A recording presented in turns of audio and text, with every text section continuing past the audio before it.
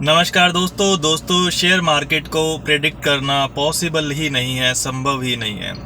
ना तो आप इसे शॉर्ट टर्म में प्रेडिक्ट कर सकते हैं, ना आप इसे मीडियम टर्म में प्रेडिक्ट कर सकते हैं, ना ही आप इसको लॉन्ग टर्म में प्रेडिक्ट कर सकते हैं। दोस्तों मैं तीनों के एग्जाम्पल बताऊंगा और फिर ये भी बताऊंगा इस लेक्चर में कि भैया फिर आपको करना क्या है और जो लोग पैसा कमाते हैं मार्केट में वो फिर क्या करते हैं। अगर वो प्रेडिक्ट नहीं कर सकते तो फिर वो भैया करते क्या है, कैसे करते हैं। दोस्तों आप शॉर्ट टर्म में देखिए, चाइना का एग्जांपल देता हूँ। करीबन 15-20 दिन पहले चाइना की मार्केट अचानक से एकदम से भागने लगी क्योंकि चाइना की सरकार ने कुछ तरह की घोषणाएं करी, स्टिमुलस दी, फिस्कल स्टिमुलस दी, मॉनेटरी स्टिमुलस दी।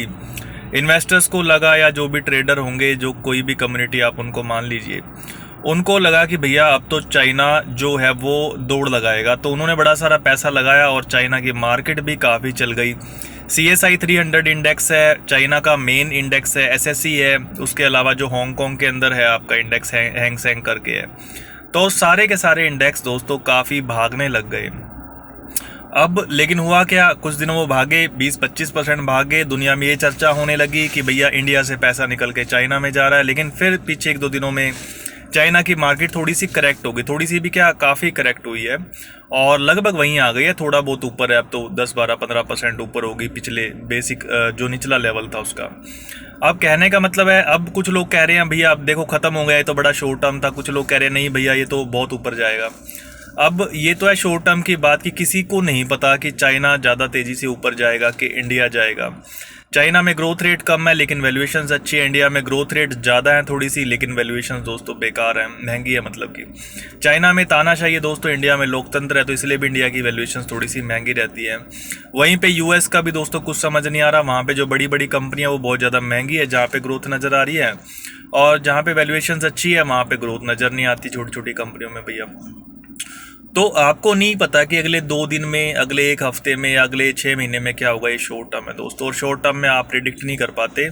बल्कि होता क्या है, शॉर्ट टर्म में अगर आप ट्रेडिंग व्रेडिंग करने की कोशिश करते हो तो एल्गोरिदम के सामने आप हार जाते हो। जैसे डेरिवेटिव में डाटा आता है, डेरिवेटिव में ट्रेड करोगे, फ्यूचर्स में करोगे, ऑप्शंस में करोगे, आपको लॉस होगा क्योंकि आपके सामने कंप्यूटर बैठा है, एल्गोरिदम बैठी हुई है। तो जो बड़े ट्रेडर्स हैं, FPI हैं, या जो आपके प्रोप्राइटरी ट्रेडर्स हैं, ये एल्गोरिदम के बेस पे खेल रहे होते हैं, ट्रेडिंग कर रहे होते हैं। तो आप इनका सामना कैसे कर लोगे, ह्यूमन बीइंग कैसे कर लेगी भैया, वो तो सॉफ्टवेयर है, सॉफ्टवेयर से तो आप हार ही जाओगे। अब शॉर्ट से हम आते हैं मीडियम टर्म पे दोस्तों। अगर आप 1 या 3 साल का नज़रिया लो तो वहाँ पे भी दोस्तों बड़ा मुश्किल होता है। यहाँ पे मैं आपको स्मॉल कैप फंड्स का एग्जांपल देता हूँ। अगर आप 2021 में देखो तो 2021 के टाइम पे स्मॉल कैप का जो फंड्स थे उनका 5 ईयर रिटर्न दोस्तों 25-30% हुआ करता था।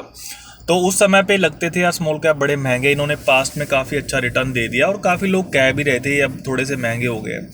लेकिन दोस्तों उसके बाद भी अगले 2 सालों में, 2021 से 24, अब ये जो 3 साल हुए हैं, इसमें भी भैया ये वहाँ से डबल हो गए।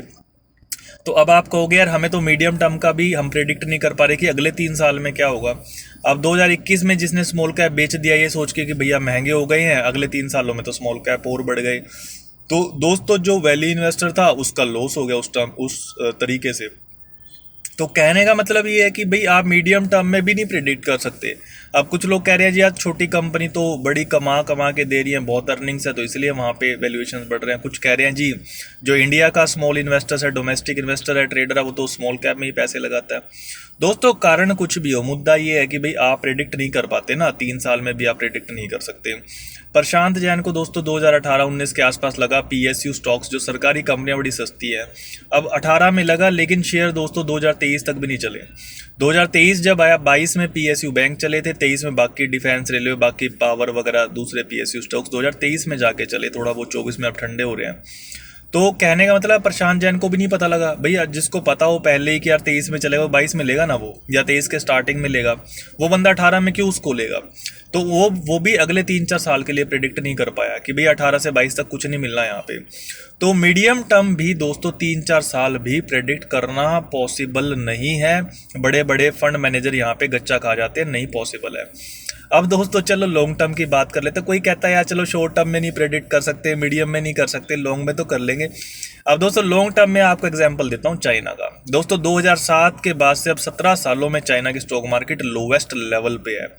यानी पिछले 17 सालों में जो बंदा इन्वेस्टर रहा होगा उसकी तो बैंड बज गई, उसने वहाँ कुछ या तो कमाया ही नहीं या खोया ही है। अब बड़े सारे इन्वेस्टर बीच में निकल गए होंगे, कुछ ने होल्ड करा होगा, कुछ बने रहे होंगे, किसी ने अपनी हिस्सेदारी कम कर ली होगी, अंडरवेट हो, कुछ भी हुआ होगा दोस्तों। लेकिन 17 सालों में चाइना की मार्केट ने कुछ परफॉर्म नहीं किया। इसका मतलब ये तो है नहीं वहाँ पे इन्वेस्टर नहीं रहे या वहाँ की स्टॉक मार्केट में किसी ने पैसा नहीं लगाया तो हुआ है। लेकिन वो लोग हैं जो चाइना की स्टॉक मार्केट को प्रेडिक्ट नहीं कर पाए, यानी कि 17 साल में भी वो लोग पैसा नहीं कमा पाए दोस्तों। और चलिए, इन्वेस्टर तो बेचारा कहीं से बेच के कहीं खरीद लेगा, उनकी तो थोड़ी फ्लेक्सिबिलिटी है। लेकिन जो वहाँ के बिजनेसमैन होंगे जो तो बेच ही नहीं सकते, जो प्रोमोटर है जिनकी वो कंपनियां हैं चाइना वाली, उनका क्या हाल हुआ होगा। उनके तो दोस्तों बिजनेस की वैल्यू ही नहीं बढ़ी। ठीक है, उनकी सेल बढ़ी होंगी या बाकी चीज़ें, लेकिन शेयर प्राइस तो नहीं बढ़ा। और बिजनेसमैन के लिए तो दोस्तों शेयर प्राइस ही इंपॉर्टेंट है, सेल से भी ज़्यादा इंपॉर्टेंट शेयर प्राइस है, क्योंकि बिजनेस की वैल्यूएशन के बेस पे ही उसकी दोस्तों वेल्थ होती है कि उसके पास कितना पैसा है।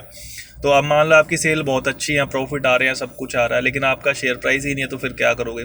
तो बिजनेसमैन की तो दोस्तों बैंड बजी हुई है चाइना के अंदर। तो 17 साल हो गए, कोई कहे जी हम शॉर्ट, अगर कोई प्रेडिक्ट कर सकता है चाइना को कि भैया 17 साल तक ये रिटर्न नहीं देगा 2007 के बाद से, तो चाइना में भैया कोई भी नहीं टिकता, कोई भी इन्वेस्टर वहाँ पे नहीं टिकता, कोई भी बिजनेसमैन सारे छोड़ के भाग जाते हैं, यार यहाँ तो कमाई होनी नहीं है। तो लेकिन प्रेडिक्ट दोस्तों कर ही नहीं सकते, तो लोग अंडरवेट ओवरवेट हो जाते हैं, यार चाइना में हम अंडरवेट, हम कम पैसा लगा रहे हैं, या इंडिया में कम लगा रहे हैं, या कहाँ पे ज़्यादा लगा रहे हैं। लेकिन आप एग्जैक्टली इवन लॉन्ग टर्म में 17 साल में भी आप स्टॉक मार्केट को दोस्तों प्रेडिक्ट नहीं कर सकते। तो पहला तो इस लेक्चर में हमने ये डिस्कस किया भाई, चाहे शॉर्ट टर्म हो, चाहे मीडियम हो, चाहे लॉन्ग टर्म हो, स्टॉक मार्केट को प्रेडिक्ट करना ना तो पॉसिबल है, ना ही आपको करना चाहिए। अब सवाल दोस्तों ये पैदा होता है कि फिर करना क्या चाहिए, और ये फंड मैनेजर क्या करते हैं जो अल्फा प्रोड्यूस करते हैं, जो लोगों को कमा के देते हैं, एक्सपर्ट आखिर क्या करते हैं दोस्तों। ये कुछ प्रिंसिपल का साथ लेते हैं कि भैया इस प्रिंसिपल का साथ लेता हूँ, ये रूल फॉलो करता हूँ, इससे मेरा पैसा कमेगा, इससे मेरी कमाई होगी, यहाँ से अल्फा बनेगा, यहाँ से मैं मार्केट को बीट करूँगा। जैसे अब कोई वैल्यू इन्वेस्टर है, कोई ग्रोथ इन्वेस्टर है, मोटे तौर से तो दो ही स्ट्रैटेजी है, मोमेंटम को छोड़ दीजिए। अब वैल्यू जो इन्वेस्टर होता है वो क्या करता है, अभी दुनिया भर में साइकिल होते हैं, तो मैं क्या करता हूँ जहाँ पे साइकिलिकल डाउन टर्न चल रहा है उसमें स्टेक बढ़ा लेता हूँ, और उसको भी नहीं पता साइकिल रिवर्ट कब करेगा, 2 साल लगेंगे, 5 साल लगेंगे, उसको ये भी नहीं पता कि जो साइकिल क्या पता वहाँ पे रिवर्ट ही ना करे जहाँ पे लगा रहा। तो थोड़े थोड़े स्टेक हर ऐसी जगह पे ले लेता है जहाँ पे साइकिलिकल डाउन टर्न नजर आ रहा है, और एक आधी जगह को छोड़ के बाकी जगह पे साइकिल टर्न होता है, अप टर्न आता है, वो बंदा पैसे कमा लेता है। तो वैल्यू इन्वेस्टर बेसिकली यही फॉलो करता है कि जहाँ पे साइकिलिकल डाउन टर्न है वहाँ पे पैसा लगाएगा और मीन रिवर्जन का दोस्तों वेट करेगा। ग्रोथ इन्वेस्टर दोस्तों क्या करता है, कॉम्पिटिटिव एडवांटेज पे फोकस करता है, वहां से पैसा निकालने की कोशिश करता है। तो दोस्तों ये फंडामेंटल की क्लास में आज इतना ही, काफ़ी लंबी वीडियो हो गई है। हमें मार्केट को दोस्तों प्रेडिक्ट करने की कोशिश नहीं करनी, हमें या तो वैल्यू स्टाइल फॉलो करना है या ग्रोथ करना है दोस्तों, चॉइस अपनी है। धन्यवाद, शुक्रिया।